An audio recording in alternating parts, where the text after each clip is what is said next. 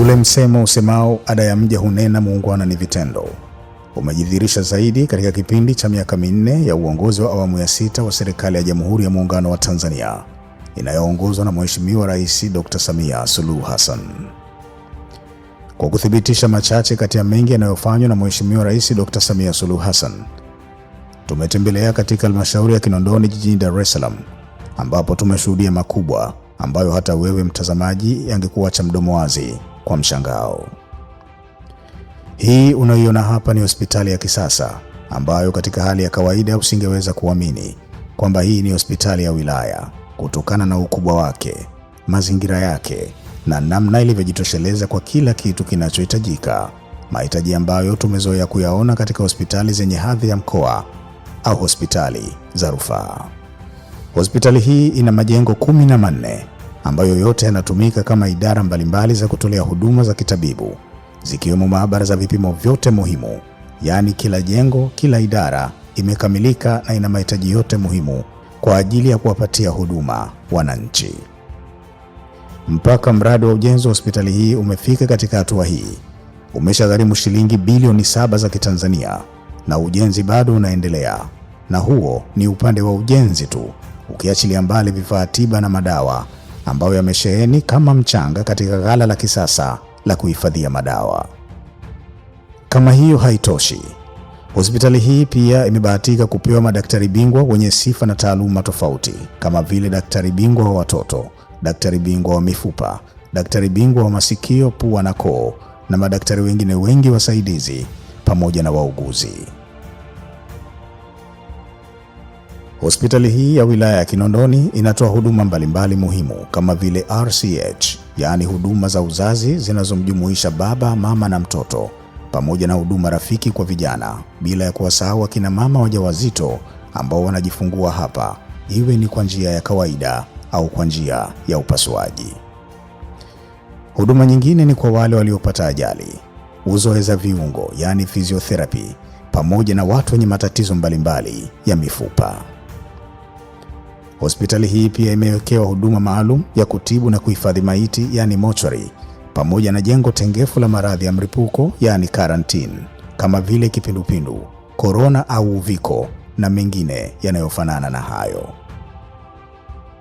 Hospitali hii imekuwa mkombozi mkubwa wa wananchi wengi, wakiwemo watoto wachanga wasiopungua 45 mpaka 60 kwa mwezi, ambao huletwa hapa kutoka maeneo mbalimbali ya wilaya hii ya Kinondoni na kwingineko ili kupatiwa huduma mbalimbali, ikiwemo kulazwa katika wodi maalum kwa ajili yao, jambo ambalo halikuwepo kabla ya mwaka 2021. Hospitali hii pia inatoa huduma za kinywa na meno, bila ya kusahau huduma za dharura ambazo nazo zimetengewa jengo maalum kwa ajili ya huduma hizo. Kabla ya mwaka 2021 na kabla ya kupewa hadhi ya kuwa hospitali ya wilaya, wapokea huduma na wajawazito walikuwa ni wastani wa watu 15 hadi 20, lakini baada ya uwekezaji mkubwa uliofanywa na serikali ya awamu ya 6 chini ya Jemedari Mama Rais wa Jamhuri ya Muungano wa Tanzania Daktari Samia Suluhu Hassan, hospitali hii sasa inahudumia wagonjwa wa nje wasiopungua 250 hadi 300 kwa siku.